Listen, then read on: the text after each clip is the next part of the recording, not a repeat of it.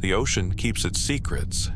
Despite all our technology, 95% of its depths remain a mystery to us. We send out signals and sometimes we get a reply. We send our bravest explorers down there, our eyes and ears in the abyss. But what does a person feel down there in absolute isolation? Have you ever experienced true claustrophobia? Not in a cramped elevator, the kind that comes when you realize there's a mile of water above you and a pressure all around that can crush you into atoms in an instant. Most of us will never know that feeling, but those who have been there sometimes see things that were not meant for us. Something ancient that simply exists. We have gathered 3 reports, 3 first-person testimonies, 3 stories about what happens when you are left alone with the planet's greatest secret, and it notices you. Story 1, Signal at Depth. My name is Michael Rowan. For nearly 20 years, my world has been a cramped, climate-controlled trailer on the deck of a research vessel, filled with the low hum of electronics. I'm a deep-sea drone operator, a glorified, highly specialized video game player.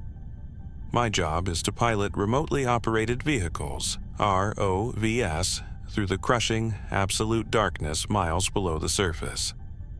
I've seen things down there, ghostly pale fish with lantern-like eyes, ancient shipwrecks, volcanic vents spewing black, superheated water. I thought I'd seen it all. I was wrong. In the summer of 2023, I was part of a team contracted for a mapping project off the coast of California. We were charting a path for a new suboceanic data cable, and our survey area was directly over the Monterey Canyon. It's a place that even seasoned operators like me treat with a certain respect. It's not just a canyon, it's a scar on the seafloor, an abyss within an abyss. The continental shelf just gives up there. One moment you're scanning a relatively shallow seabed at 500 meters, the next, the ground beneath your drone vanishes into a 2-kilometer deep chasm. It's like standing on the edge of the Grand Canyon, only it's underwater, perpetually dark, freezing cold, and utterly silent. The pressure is immense enough to crush a military submarine like a soda can. We launched 3 ROVs that morning, Marker 5, Marker 6, and Marker 7, for standard parallel scanning. The day was calm, almost unnaturally so. The Pacific was a flat, glassy sheet of blue with no surface wind. We were stationed about 40 kilometers from the shore, a tiny metal island floating above an invisible wall of water and darkness. The first few hours were mind-numbingly routine. Follow the pre-plotted course, monitor the sonar returns, make sure the data stream is clean. Everything was normal, until it wasn't. Around hour 4 of the dive, Marker 7, the deepest of the 3 drones, started behaving strangely. Nothing dramatic at first. A slight command delay, a fractional, unprompted drift to port that I had to keep correcting. I chalked it up to a new software patch we'd just installed. Then, a low-frequency static appeared in the audio return from its hydrophone. It was faint, rhythmic. I put on the headphones to isolate it. It sounded almost like breathing. A slow, deep, resonant inhale, followed by a long, drawn-out exhale. "We getting thermal vent activity on the sonar?" I asked over the comms to Dr. Eris Thorne, the lead oceanographer. "Negative, Mike," he replied, his voice calm and professional. "Bottom is geologically stable here. It's probably just a false return from the new sonar array, or a deep water current." But the pattern was too regular. I timed it. A perfect 0.72 hertz, a pulse. Too slow for any known whale, and we were far too deep for most of them anyway. Then, the main camera feed from Marker 7 flickered. For a few seconds, the screen filled with digital noise, just silt particles, and marine snow caught in the drone's powerful lights. But then the image stabilized, and we saw something behind the murk. It wasn't a creature, it wasn't even a clear object, it was just movement. A massive, slow, almost imperceptible shift, like watching a continent drift behind a thick fog. Everyone in the control trailer went silent. The only sound was the hum of the servers and my own breathing in the headset. Zoom in, Mike. Magnify 4x. Thorne's voice was now tight, stripped of its academic calm. I manipulated the joystick, but the image refused to resolve. There were no details, no limbs, no lights, no texture. It was like a disturbance in the very density of the water, a gravitational lens effect where none should exist. The space itself seemed to be flexing. And then the pressure sensors on all 3 drones jumped simultaneously. First, a sudden, sharp drop, as if something of incomprehensible size had displaced the water nearby, pulling it away from our drones in a massive intake of breath. The ROVs were buffeted, knocked off course. Then, just 6 seconds later, a violent spike, a pressure wave that slammed into them as though the same mass had swept past at an impossible speed. An alarm blared through the trailer. "What the hell was that?" one of the junior techs whispered. I didn't answer. I was fighting the controls, trying to stabilize Marker 7. I cut manual control and slammed the button for emergency ascent, but the drone didn't respond. At 1,430 meters, it stopped dead. It just hovered there. It wasn't jammed, it wasn't malfunctioning, it was waiting. And what the camera showed then has been burned into my memory, a recurring nightmare I can't escape. The drone's lights were now illuminating a wall, a breathing, pulsing wall of water. It wasn't solid, but the water in front of the drone was behaving as if it were hitting a surface. There was no structure, no skeleton, just flow. Rhythmic. Living. We were no longer looking at the sea floor. We were looking at the edge of something. And then the camera blinked. I don't mean a digital glitch. The light from our drone was momentarily obscured. It was like something had passed directly over the lens. A shadow. A vast, swift shadow that came not from above, but from below. Then came the knock. It came through the audio feed, clear as a bell despite the immense pressure. A low, sharp, metallic knock, echoing like a whale song trapped inside a steel drum. Talk. Something had touched the drone. It wasn't a strike. It wasn't a collision with a rock. It was a tap, deliberate, measured, as if it was checking to see what we were, curious. When Marker 7 finally broke the surface an hour later, after we manually overrode its systems and winched it up, everything was intact. No hull damage, no scorch marks, no heat issues. The logs showed normal operation, except for one impossible, terrifying anomaly. For those 6 seconds during the pressure spike, the drone had registered a displacement in the water equivalent to a moving mass of approximately 60,000 cubic meters. That's the volume of 30 blue whales, at a depth where nothing of that size should exist. Nothing that size has ever been documented by science, not even close. We didn't publish the report, we didn't even file one. Thorne classified the data as corrupted due to equipment malfunction during deep-water pressure testing. Everyone on the team just filed their individual data logs and moved on.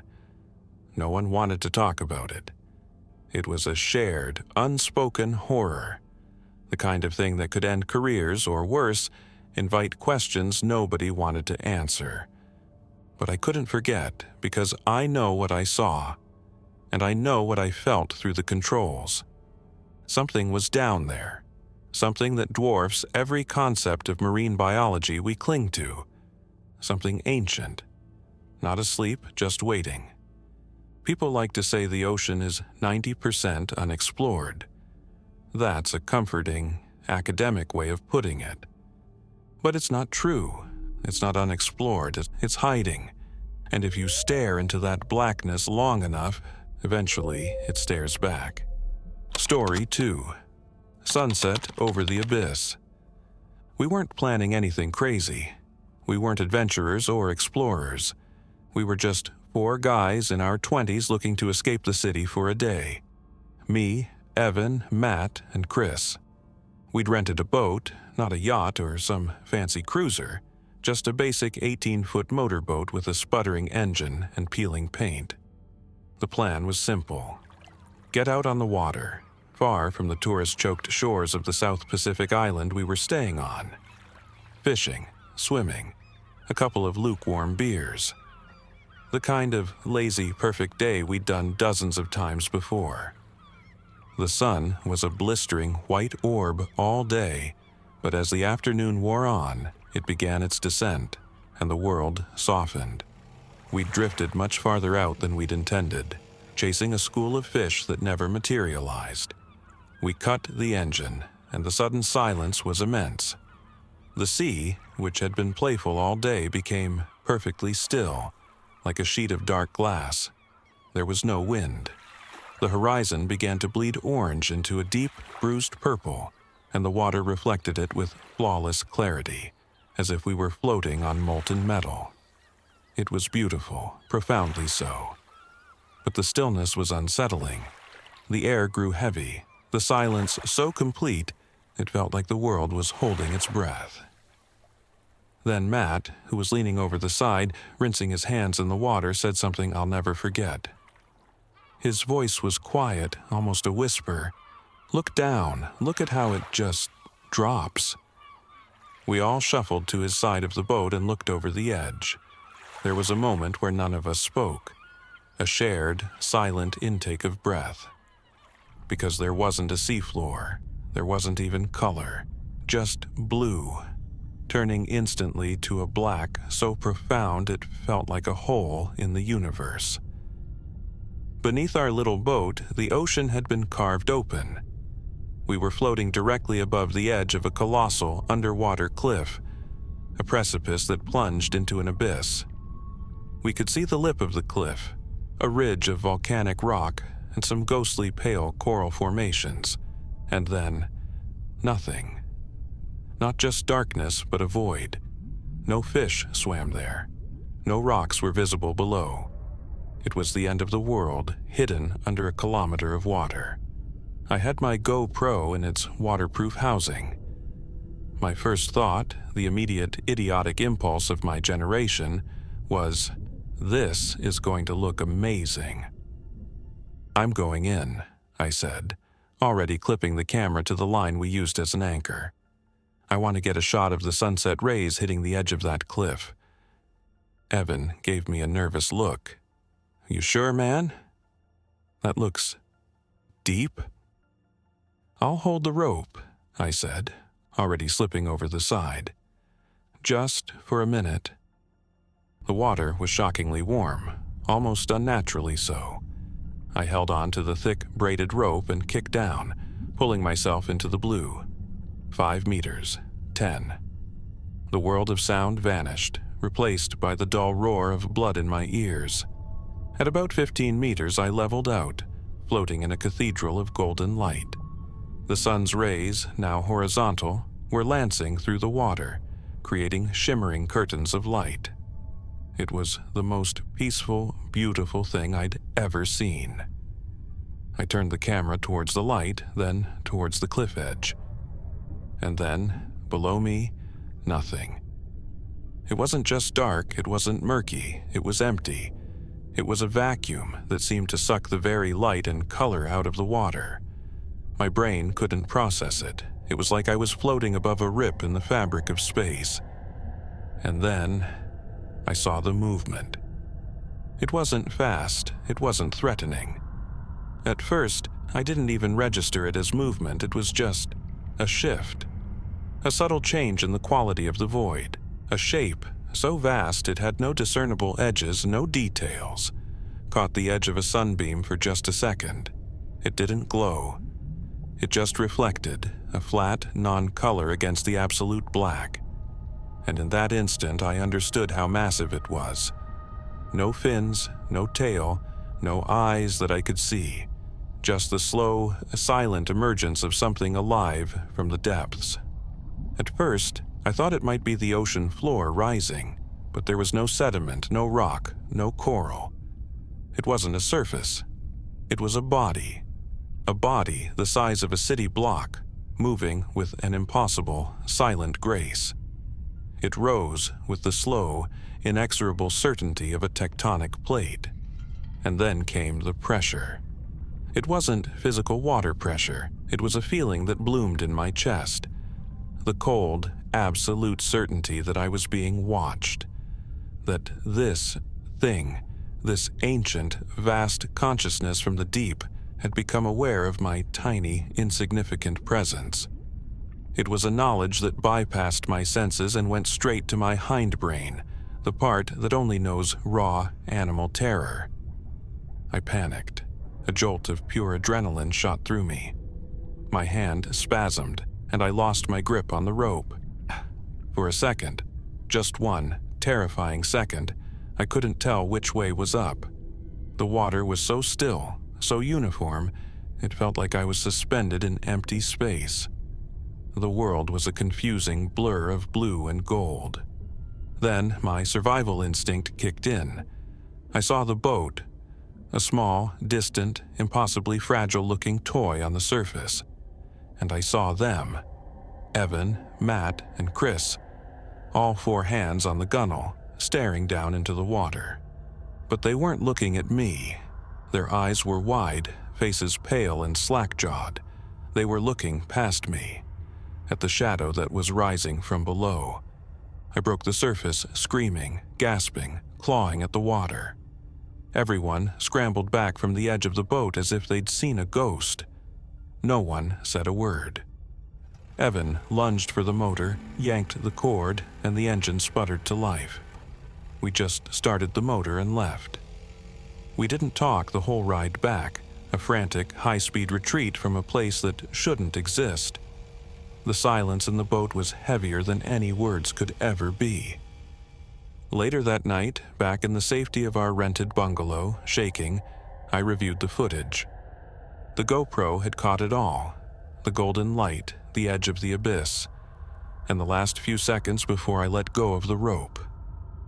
The shape was there, a mountain of something impossible to grasp. And then, an eye.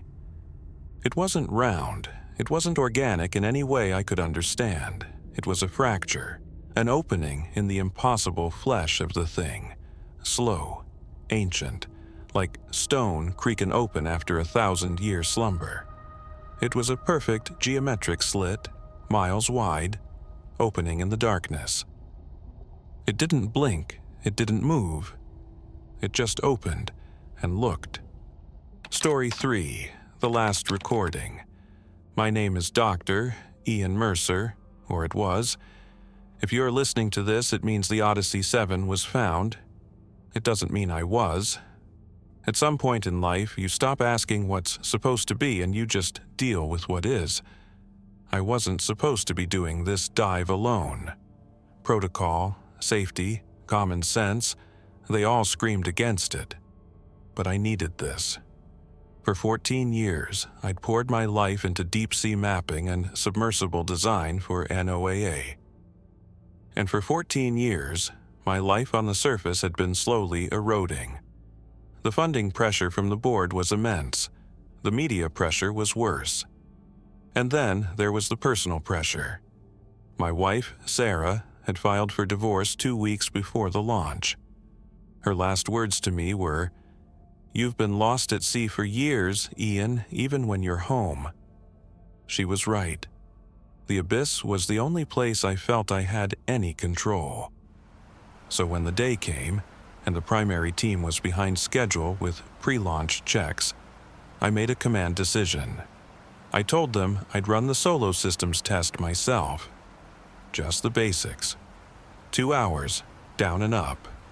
A simple test of the experimental solo-operated deep-sea capsule, the Odyssey 7.